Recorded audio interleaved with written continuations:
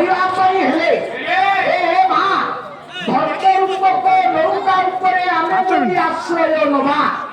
ଧର୍ମ ରୂପକ ନୌକା ଉପରେ ଆମେ ଯଦି ବସିବା ସଂସାର ରୂପକ ସାଗରରୁ ପାରି ହେବା ଧୀରେ କୁହ ତାହେଲେ ଓଡ଼ିଶାର ଗୌରବଣୀ ଆପଣମାନଙ୍କର ଗୋପବନ୍ଧୁ ମଧ୍ୟ ଠିକ ସେଇ କଥା କହିଦେଲେ କହିଲେ ଧର୍ମ ଏକାପଟ ଗଢ଼ିଛନ୍ତି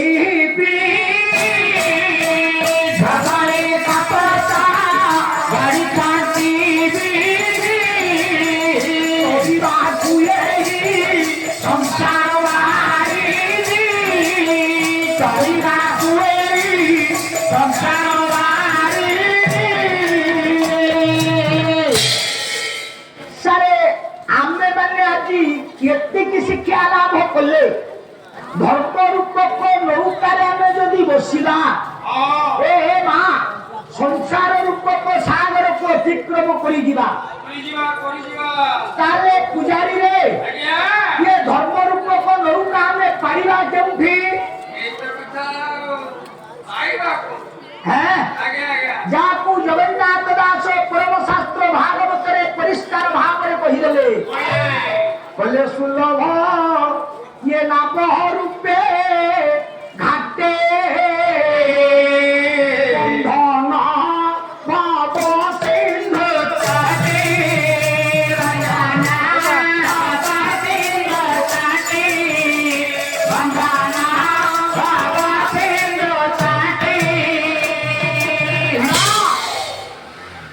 सारे ये नौका संसार रूपक ଆଉ ଟିକେ ତତ୍ତ୍ୱକୁ ଆସନ୍ତୁ ଆଜି ତ ପାଲା ସରି ଯାଉଛି ଯାହା ଚାରିପଦ ତାତ୍ତ୍ୱିକ କଥା ଶୁଣିବେ ଦାର୍ଶନିକ କଥା ମୁଁ ଚାରିପଦ ଆପଣମାନଙ୍କ ନିକଟରେ ରଖୁଛି ଏ ବାପା ବସୁନାହାନ୍ତି ସେଠି ଛିଡ଼ା ହେବାରେ ଗହଳି ହେଉଛି ହାଉ ହାଉ ହଉଛି ଆସ ବସ ଯଦି ଧର୍ମ ରୂପକ ନୌକା ଏ ତତ୍ତ୍ୱ ଦେଶରେ ଅଛି ଆମେ ସବୁ ବସିଲେ ନାବିକ ଏ ନାଁରେ କିଏ ଖାଲି ଧର୍ମ ସାରେ ନୌକା ହେଲେ ଚଳିବନି ୟାର ନାବିକ କିଏ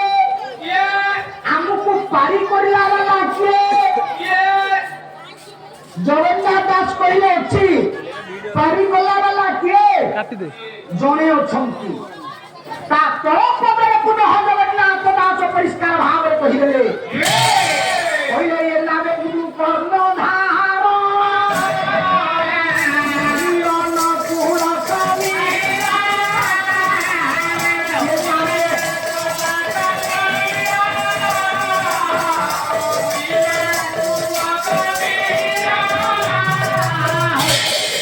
ସାରେ ଜଗନ୍ନାଥ ଦାସ କହିଲେ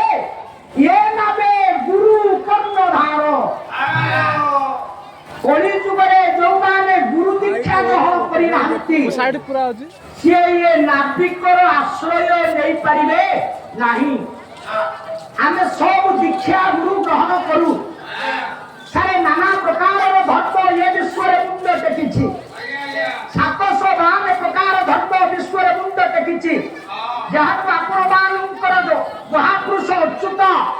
ଯାଇ ଫୁଲ ବାରିକାରେ ପରିଷ୍କାର ଭାବରେ କହିଦେଇଛନ୍ତି ଅଚ୍ୟୁତ ଯାଇ ଫୁଲ ବାରିକାରେ ପରିଷ୍କାର ଭାବରେ କହିଦେଲେ